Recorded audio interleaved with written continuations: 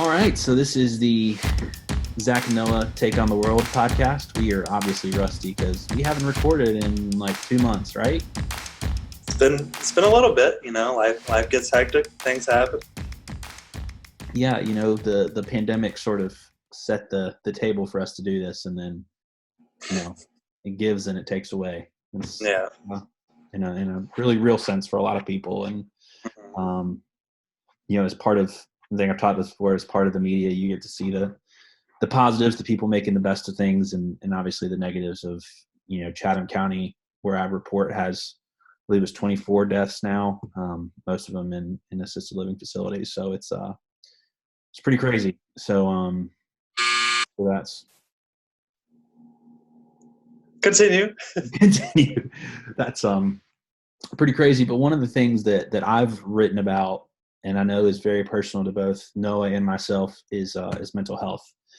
Something we've both had a lot of experience with, and right now there's been a lot of discussion and reporting about mental health in relation to this pandemic, and people being at home, and people having a lot of time on their hands and being cooped up, and the effect that could have on people's depression, anxiety, or even one person I talked to said that a therapist I talked to said that she's seen people now who are coming to her who didn't have mental health issues before. Yeah. Who were fine, so to speak, but are now experiencing some things due to what's going on. So on top of that, just is something that I know I've been very passionate about sharing personally, and Noah, and I know you're kind of in that place now where you're like, hey, I'm ready to roll. I'm ready to talk about it. Definitely. So I did all that lead in, and all I get is a definitely. Yeah. No, it's just like No. These stories, like we have experiences, and I don't think life is meant to be shared. We're not like just lonely people who are just meant to live our lives together. Like, what's life without experiences? And it's good to hear other people's experiences and to know what other people are going through, and how at the end of the day, we're not as different as certain things make us out to be. I know there's a lot, especially in like national media and stuff, it's always pins people different and just exacerbates the differences. But we're really all the same. We're all going through this together. This is like a weird situation where we're all dealing with it. Yeah. Everybody in the world is dealing with Corona. It's not, some people might have it better than others, but we all have to, it affects everybody's lives different ways, but we're still dealing with it. And mental health does too, for the most part. So yeah, definitely 100%. So what we're going to do, we're going to do a 3-episode series, I guess is what we're calling it, on our mental health story. And kind of the first part we're doing today is going to kind of break down kind of where we've been, kind of our story or history individually, and how we've been affected. Part 2 will be kind of where we are now. The progress we've made, the ways we're still struggling. And then part 3, we're hoping to get maybe an interview or two in there with some people in the field who work with people with mental health issues for a living. But yeah, today we're just gonna break down kind of our stories. And I guess along the way, if I'm talking and you have questions, feel free to hop in. So you want me to go first, or you want to go first? All right, let's roll with it. Age before beauty, I guess. So, so, man, where to start? I can be really, I can ramble a lot when I get kind of a stage of like, here, talk about something, and it's like, yeah. So I either go a long time or I cut it short just to try to not ramble. So we'll see how it goes. So I think the first thing is that I've never really felt comfortable in large groups of people. And I think one of the reasons is that I was very, and still am in a lot of ways, very sensitive to what I imagine people are thinking about me. And if I have any perception that what people are thinking about me is negative, whether that's true or not, if it's a perception I have, then I take it very personally. And, I still do to a little bit, but I definitely did when I was younger, even into college. And so because of that, and because I saw, especially when I got to middle school, I didn't feel like I was cool enough compared to other kids, other students. Be a lot of low self-esteem, and that's kind of how it started for me. Is very low self-esteem of, like I'm not cool enough. I'm not, I don't fit in. I don't date girls, or, I could barely get a girl to talk to me if it wasn't anything about like history papers or stuff like that, because they all thought I was the smart kid. And that didn't last very long, at least not grades wise. That's a whole other story.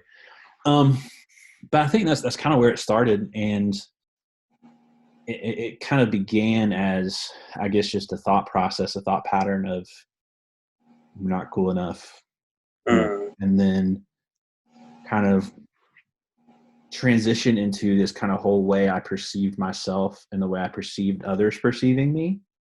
It sounds kind of complex and maybe a little complicated, but it would start as, okay, this person wasn't looking me in the eye when talking to me, so obviously they're disinterested in me and don't really care what I have to say. They don't really want to share anything with me or be my friend, so I'm not good enough for them. Therefore, I'm not good enough. And so it would kind of start. That's how kind of it started. I guess everything I said before then in one sentence. That's it. And that sucks, especially when you're in like middle school and high school and you're trying to be cool and you want people to like you.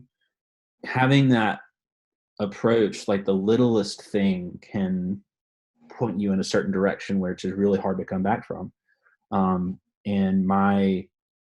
one of the things I think was really significant is my best friend in like elementary school and middle school and like my first year or so in high school, we stopped kind of hanging out. I mean, I don't think he was like intentional. I think, his mom died of breast cancer, in high school. And I can't imagine, it was around that time that kind of things changed for us in our friendship. I mean, I get it. I mean, I don't blame him. That's an incredibly difficult thing. I mean, she was fantastic. I really enjoyed going to his house because she was always really nice and really caring. So that was, a whole situation. But I think that was one of the first things that kind of really helped made me feel that way in a huge way, because he was always one of the cooler kids and I was not. And so I was like, oh, I got a cool kid friend. Yeah, it's kind of that status thing. But at the same time, like he was a great guy. And yeah, I'm going to start rambling because I'm going to start talking about NCAA football, video games, and that's a whole other story. But I think, late in high school, I even started like, one of the things was like, I mean, I don't have a girlfriend yet on this. Well, late in high school, I started dating and had 3 different girlfriends throughout high school. Flex. Yeah. Just a little little flex. bit. Just a little bit. And, I thought that would be good. And it was good. There was a lot that was good from that, but still feeling, at school, especially feeling like I didn't fit in. And I think another part, it's really hard to tell my story of mental health without talking about my faith. As a Christian, the kind of common talk about Christianity is like it's supposed to make you happy and you can be satisfied, and that doesn't, obviously is not always true. But I also felt very pressured to be a certain way and do a certain thing and have a certain attitude. And if I didn't have that, I would get really down on myself. And so those were kind of the 2 big things I think contributed to kind of leading into depression, leading to significant depression. And I don't know when the kind of, at some point, I think the biological side of it kicked in. the kind of clinical side of it of, there was a change to where it wasn't just, oh, I felt this way every once in a while and then it was go away. It was like I get stuck in it. Yeah. And obviously it sucked. I mean, it was depression. It's, you just kind of sit and you don't want to do anything and you don't feel like engaging people. And yeah, and it sucked. And into college, things were good. The first couple years, I definitely felt more engaged with people. I don't know if college is just kind of the great mediator of, it brings everybody together from these different places, and whether it's through classes or extracurricular activities, like clubs or organizations, it kind of levels everybody out a little bit. But I definitely felt that, and that was good at times. But even, things happen and things get stressful, and definitely brought those up. I mean, I remember one time. First of all, okay, so I'll take a little side trip. I was an RA in college. Don't be an RA. Just don't do it. It's not worth it. I mean, maybe not. So I think I was a little different. So I was an RA on a hall where it was a dorm floor where half of us had been on that same floor the year before. We all stayed on that floor. So it was a bunch of my friends, and now I'm in this kind of like weird authority position. Yeah. And it was really weird, and I didn't like it. And it was people that I had gotten along with really well, and then a couple of things happened to just kind of almost ruin that relationship. Yeah. So, and then so I kind of went away. Went away from that community that I really enjoyed, because of the things that happened, and went to this other community, which was more of a like religion, faith-based community, and there was a lot of good in that. I don't want to paint it out as this terrible thing, this terrible situation, but a lot of those, like, do I fit in? Do people like me? Came back. I went from almost like I was back in high school of, reading how people responded to what I said. Did they laugh at my joke? Did they invite me to hang out with them? Things like that. That stuff really, obviously before it affected how I felt about myself, and depression, but then anxiety would be there of thinking a thought enters my mind, and it's like, okay, it's just going down this list of questions and this strange pattern, and nothing specifically comes to mind at this point, but of an example, but just more of that. And it really, especially in a community that is based around something that's very personal to you and very central to you, like your faith, if it doesn't seem safe or comfortable, or it doesn't seem safe, it's really it's a struggle. So, and I think before, like I mentioned about questions about faith, and really feeling like I needed to be like a good Christian and not feeling like I was, that really incited a lot of depression and anxiety as well. Then I think there was a lot of the kind of mental, chemical makeup, biological makeup that contributed to that. For sure. And my personality of kind of obsessing over thoughts and what people think about me. And not like I was ashamed to be a Christian, but like, I don't know, it's weird. Because a lot of times when people say, oh, don't worry about what people think of you, it's like, don't be ashamed of this or that. And it's like, I wasn't necessarily that. I was always trying to read people. And that's exhausting, and not helpful. So, never really got to the point of suicidal thoughts at that point. Maybe every once in a while, but it was never anything like serious. Like a thing that pops up. I was like, oh, no, it's okay. It's weird. All the things that I obsessed over, that was something I didn't. I'm switching my computer cord to the other side of my computer. Yeah. So, anyways, so, Yeah, and I think just I would always, I think everybody, when it comes to girls, especially, like you're wondering, like, what do they think about me? Do they like me? All that. I think I had some of that, but it was just like example. So if you've ever experienced that, I think a lot of people experience like relationships, like what do they think about me? Are we good? That would be like, it would be like on 10.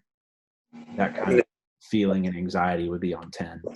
Um, it would be a lot. Um, how far do we want to go in this? Do we want to go like up to now? Do we want to go up to like a couple years I think ago? go maybe like an introduction, so I think that's good. Yeah. It gives a base, and then we can kind of go into. I think next episode is like when we got help, and then kind of still how it's progressed since then. Because things aren't perfect still. So. Yeah.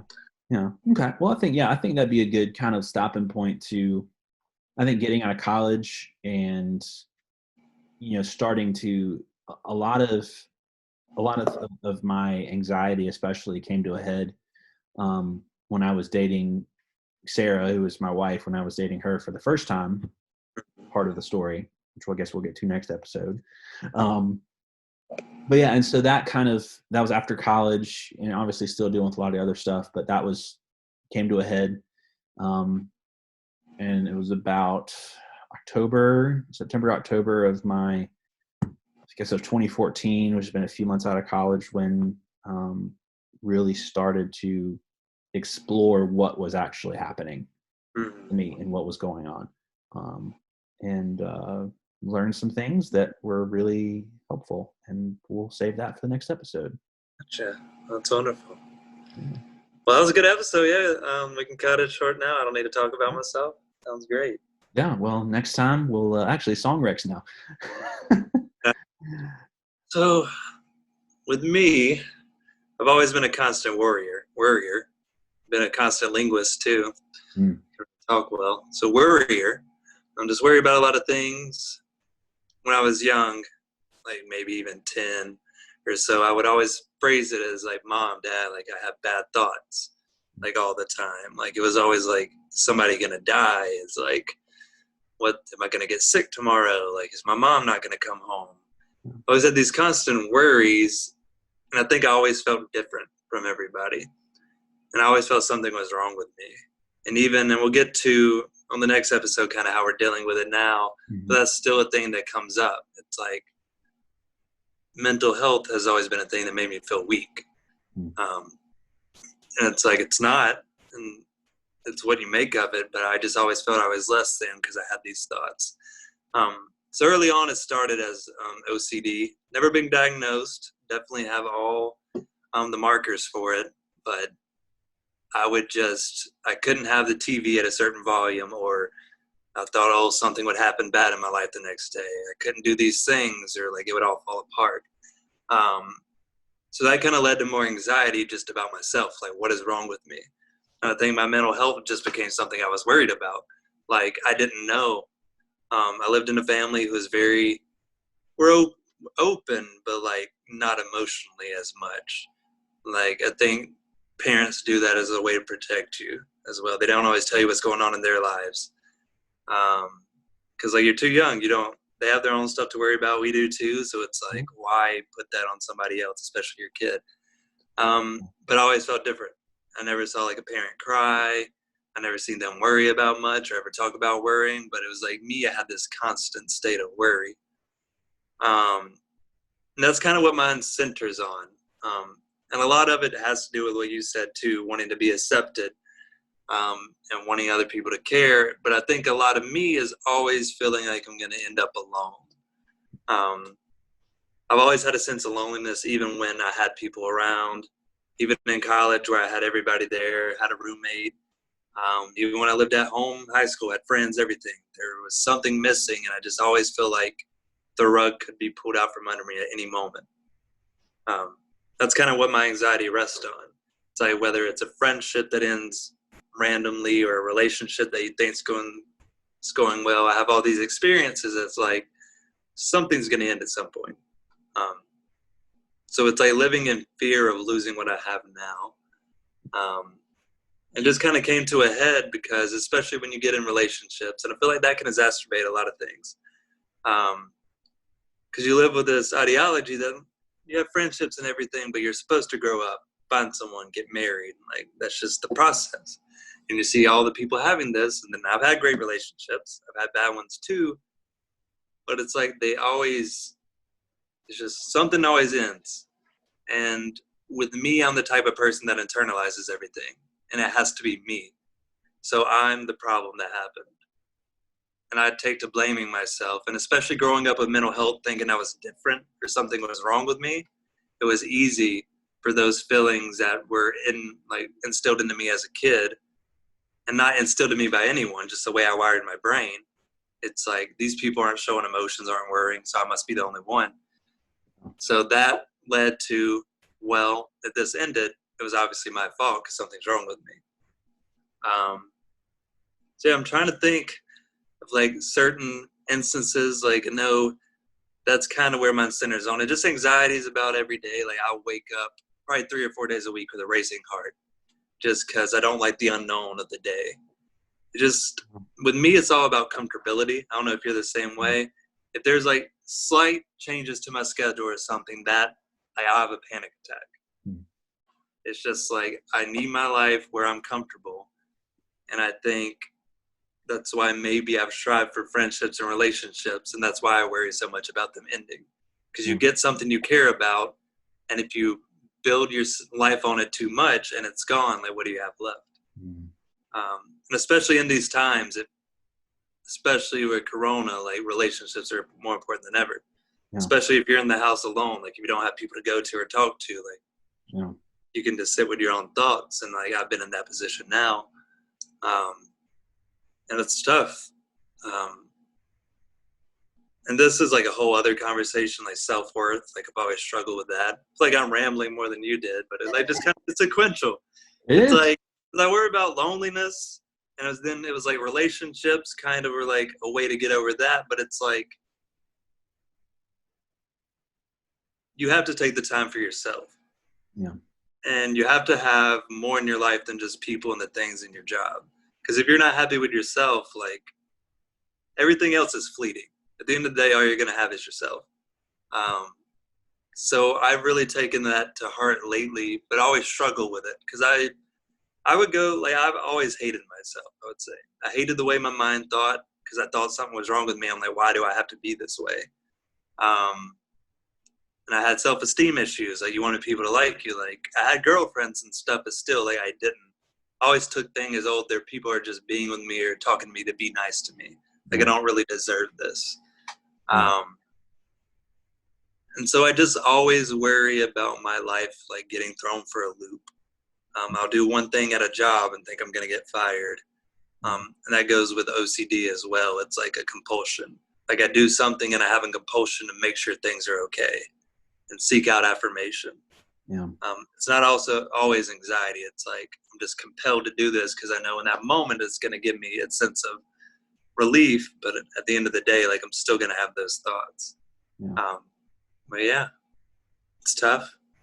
Have relationships end and things in where it makes me just feel bad. And I think when my last one ended, or a couple ago, is like when I really, and I know we're talking about getting help, but when I realized, like, something has to change, you know. And it's okay to say you're not okay. We'll probably talk about more stuff like that next time, but it's like, everybody's going through this. I talk to my family more about it now. Yeah, we're all in this together. I mean, that's right. Like High School Musical. That's right. Whenever I hear that phrase now, I think whenever I first watched that movie, that's ingrained. Just wonderful. It's just choreographed well. It's wonderful. It really is. I mean, you can't argue against how well done that was. That song has ingrained that phrase in me. And then the beginning of the second movie, when they said the song is like, "What time is it? Summertime." Whenever anybody around me says, "What time is it?" Yeah. My first response in my mind is summertime. Even if it's like snowing outside, that's still my response. So, when you're talking about like mental health, you just got to get your head in the game. Just got to get your head in the game. That's right. You get in your head in the game so that maybe one day you'll be breaking free. And and I feel like with us and a lot of people with mental health, they stick to the stuff they know. And it's not what always you can do. Like Yeah, I know that I worry and I know that I've always dealt with this stuff, but life can be better. And I don't always have to have my mind wired this way. that's right. I don't always have to feel this way. And to go a little bit about what you touched on, like never had suicidal thoughts either. Um, I do have a pretty lengthy history of self harm. Just whether it's like cutting myself, hitting myself, just mainly in those big moments of panic attacks and Oh, really feeling like the world was spiraling down on me. yeah, And even recently as the past month or so. And it's like not anything I'm proud of, but I also don't think I should be ashamed of it. yeah, I've had people call it stupid, and I feel like there's a stigma. There's definitely a huge stigma around mental health. It's yeah, constantly improving, I believe, but you have to be in it to understand it. yeah. Until you experience it, I don't think you can really empathize with the people going through it. Definitely. Don't do it to just experience pain. I don't try to kill myself. It's just like I can't find another way out of that feeling. It gives me another thing, like a release, a way Yeah, to, like I have something else to worry about. Then I forget them thoughts because what can I do when I'm bleeding? It's right. like a more way to look at it. But Yeah, it's a coping mechanism, and we all have.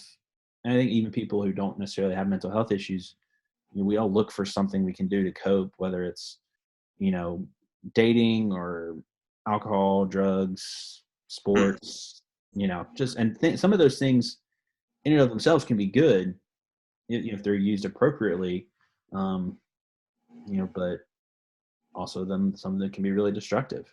Um, and I think for me, I remember in high school I would watch The Office all the time to try to deal with what was going on, and I think that's why I love The Office.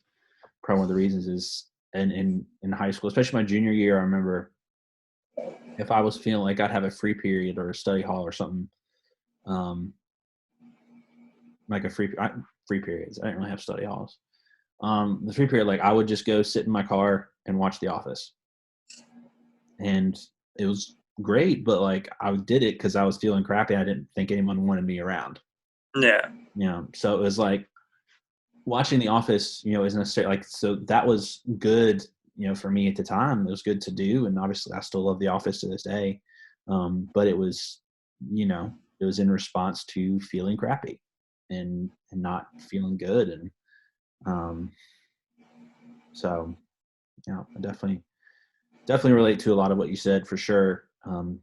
Because I think a lot of these things are, if not universal, it's a lot of people have the same experience. It looks different for a lot of people, but um, I think next time I'll get more into the more extreme moments for me, especially with like panic attacks and stuff. But I think for me, it kind of all built up to the last 5 or 6 years or so, and what I've experienced then. Because until 5, 6 years ago, I didn't even know what it was. Thought I was just weird. I thought it just. So what? so that's true too. No, no, Yeah. I am weird. Go. Yeah, Weird is cool. yeah. Um, but yeah. So I guess anything else you want to add about the first part of your story? Um, Not necessarily. I don't think so. I think it's just pretty much just always struggling, really with a sense of self. I think at the end of the day is what it comes to me, because I talk about like always thinking something's wrong with me or like what gives my life worth, whether I'm focusing on relationships and worrying about being lonely. I think it comes to what is like who am I and what at the end of the day what is going to make me feel like me and make me feel whole and content with life. So, and I feel like even at 25 years old, like I still don't have a full grasp on it, but I'm getting more than I have ever. It's just all part of growing up, I think. This stuff doesn't go away. Obviously, everybody struggles with mental health from young to old. You see stories all the time. Yeah, not too much to add outside of that. We'll get into more Yeah, next time. that's right. Yeah, we don't want to give away the whole game, but We do have song recs. we do have song. We always have song recs. We always Got have to. song recs. I'll go first. First of all, we have a whole playlist on Spotify of songs about related to mental health. So I'm pretty sure both our song recs are on that list. So actually, the very first song on that list is my song rec for today. It's called "Don't Hold Me" by Dean Lewis. Probably one of my favorite songs of all time. One of the many, many, many artists that Noah has recommended to me. I think I have one that I've recommended to you. Couple. Couple. Okay. Yeah. So "Don't Hold Me," Dean Lewis. Man is great singer, great songwriter. I mean, everything he does is pretty good. So, but that's my favorite. I always plug this. I touched him. You did? Because I'm a wonderful man. Australian accent, amazing. Didn't you get him a Denny's gift card? I did, because in America, he always kept going to Denny's. And I'm like, hey, I got you. Got you, man. I don't know if he used it, but I hope that he did. I hope he did too. All right, what's your rec? My rec, and it's an album we've both been listening to lately. It is by Anson Seabra. It is "Somewhere in Ann Arbor." And it's just the one line I feel like we both talked about. It kind of sums up where I've been with my mental health. And I'm probably going to butcher the line, but it's something like, oh, he's got it good. Then why the hell isn't he feeling like he should? And that's what I talk about frequently with my therapist now. It's like, I've always had a good job, a good friend group, but something was missing. Like, I'm supposed to be happy. Like, what's wrong? Why am I not happy? I don't know why I seek out songs like that. I feel like a lot of what I listen to is stuff I can relate to. And maybe it's one, like some of it could be sad and you want to listen to happier music, but also it feels good to know everybody's going through what we're going through. And I can't always put it into words, especially for my family who cares about me and wants to know what's going on. Like I'll send my mom a song. She'll be like, oh, I get it. Or I'll like, Mom, this is how I'm feeling, or I go through this. Yeah. And I did throw a second song rec. I'll throw another one in there just because I've been listening to my boy Jake Scott so much. Otherwise, at his very first line is him talking just about being scared about life. But the meaning of the song is that I won't tell you otherwise. Like, you think I'm doing fine, you see me doing okay, so I won't tell you otherwise. And I think that's getting to that's how I always was growing up. Yeah.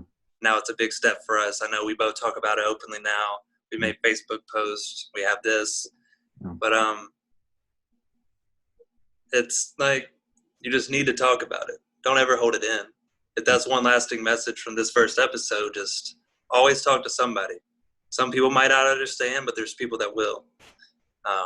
Like when I put a post on Facebook the other day, I don't think I've ever had more than like 20 likes on something. And I had like close to 100.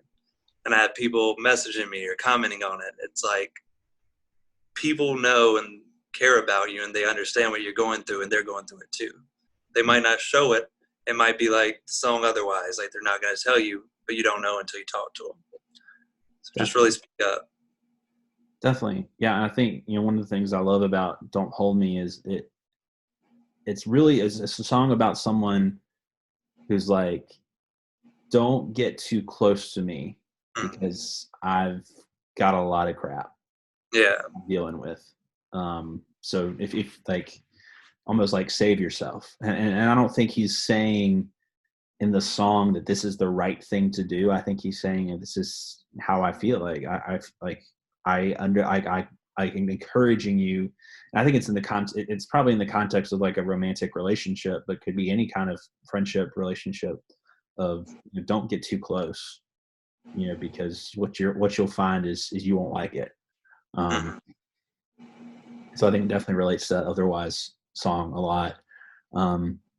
And since you dropped two songs, I'm going to drop another one.